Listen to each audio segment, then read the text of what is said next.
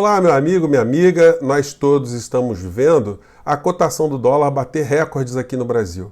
O engraçado é que nos telejornais dessa noite, eles falaram desse ponto de uma forma muito trivial, que o dólar alcançou a sua cotação máxima e pronto, viraram a página e esqueceram de tocar mais no assunto, já que esse é um assunto muito grave, um assunto que diz respeito à economia do Brasil, mas como os grandes meios de comunicação estão apoiando essa política econômica, não é nem o governo, estão apoiando o modelo econômico, então eles estão se fazendo de mortos, estão se fazendo de desentendidos. Nenhuma notinha, nenhuma matéria mais profunda sobre essa temática.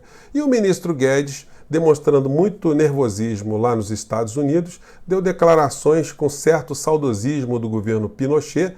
Aliás, o governo Pinochet, como nós já revelamos aqui, foi um governo de um ditador, de um traidor e de um desonesto, de um ladrão.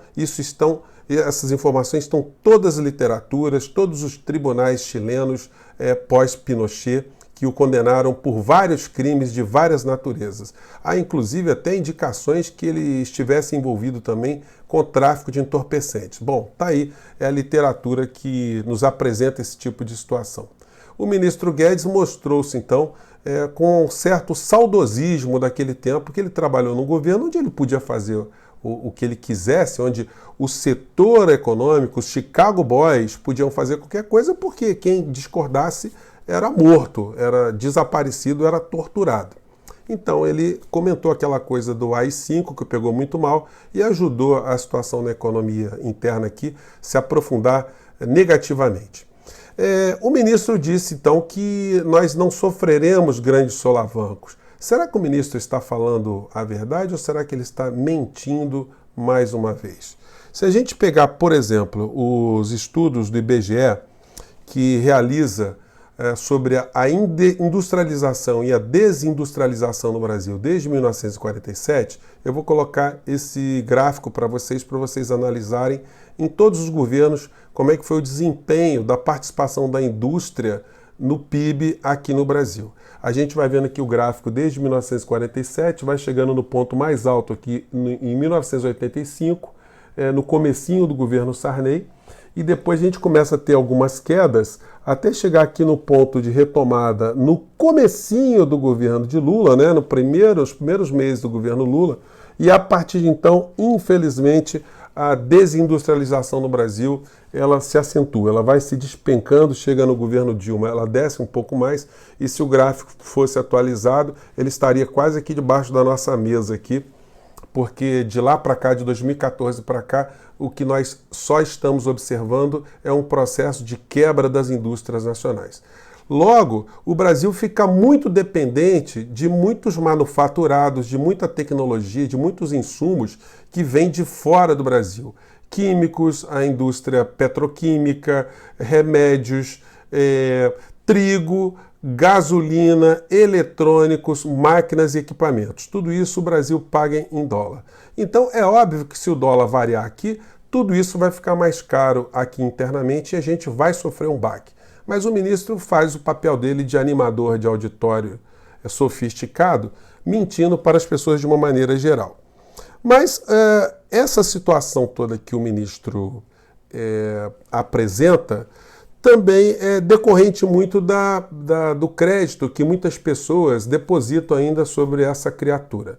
Há 6 meses atrás, a gente mostrou um vídeo aqui que colocava de uma forma emblemática como o ministro Paulo Guedes conseguiu esse apoio, sendo uma pessoa tão desconhecida do grande público.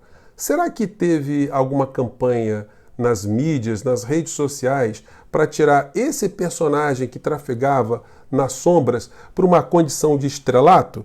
Olha só para a gente recordar como o ministro Paulo Guedes era tratado, ou ainda é tratado, pelos simpatizantes do governo do presidente. Vamos lá.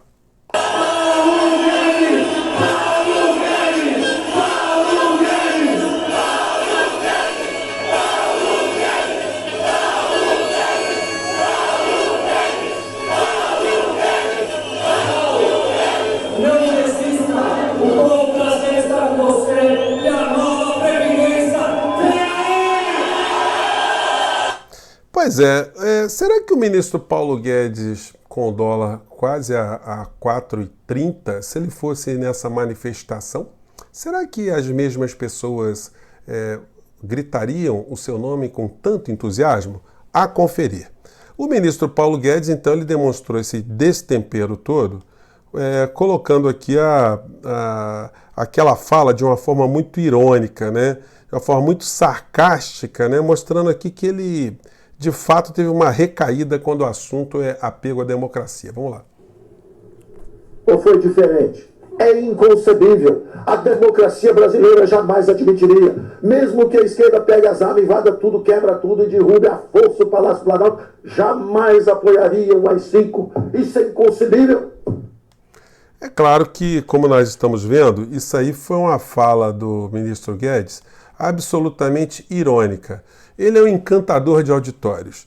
Ele faz avaliações também que levam as pessoas que estão observando o que ele está dizendo a erros muito crassos, né? Nessa fala aqui, por exemplo, ele mente descaradamente sobre a história da China e o que levou a China a ser uma potência econômica planetária. Disse o ministro Guedes sobre a China. O PIB da China era metade do nosso há 20, 30 anos atrás. Eles não param de crescer porque mergulharam nos mercados globais. Enquanto isso, o Brasil, abraçado com a Argentina, os dois bebendo bastante, afundaram ao longo dos últimos... Quer dizer, eu vou colocar todos esses vídeos na descrição do vídeo, logo embaixo do nosso trabalho aqui, né? Mas ele é engraçadinho, né? O Brasil abraçado com a Argentina, gosta de beber. Então ele simplesmente ignora a história da China, ou por ignorância, ou por má fé, ou por simplesmente ser a estratégia dele para encantar as pessoas que estão o assistindo.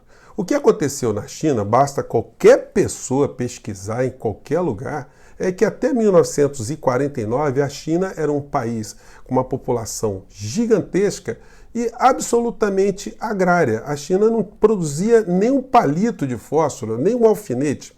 A partir da Revolução comandada por Mao Tse-tung, a China teve uma transformação gigantesca e começou a investir em educação e industrialização, e a partir de então a China foi produzindo cada vez mais coisas, cada vez mais equipamentos, ferramentas, motores, foi cada vez mais se instruindo, produzindo tecnologia, e hoje a China detém quase 50% do mercado mundial da produção de chapas de aço, coisa que eles não faziam de jeito nenhum lá atrás. Isso foi investimento de uma política totalmente aversa àquela que o ministro Paulo Guedes preconiza no Brasil. A China praticou defesa dos seus recursos minerais, defesa das suas riquezas internas de todos os níveis.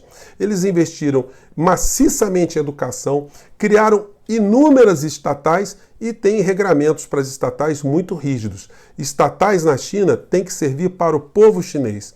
Se algum dirigente de alguma estatal chinesa produzir alguma coisa, desencaminhar alguma estatal contra os interesses do povo chinês, será preso e, em muitos casos, será executado, porque, como nós sabemos, na China se segue uma linha do Partido Comunista Chinês, embora o presidente Bolsonaro ignore que a China é um país de matriz comunista de uma maneira geral.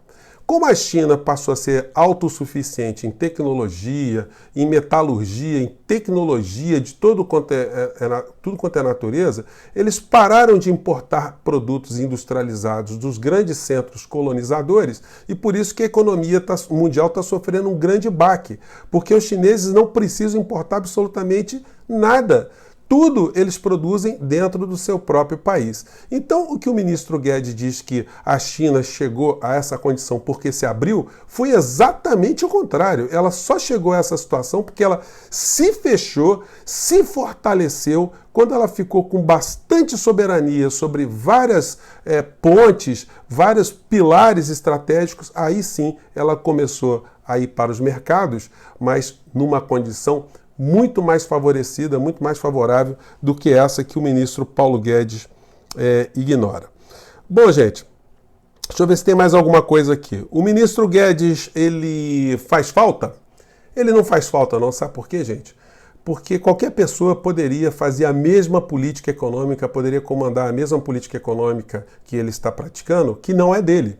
A política econômica que nós estamos adotando no Brasil é essa recomendada pelo Fundo Monetário Internacional, que eu vou colocar na íntegra para vocês. Isso é com o relatório do FMI de 25 de maio de 2018, de um ano e meio atrás, antes de Paulo Guedes virar ministro, antes de Bolsonaro sequer estar liderando algum tipo de pesquisa eleitoral ali.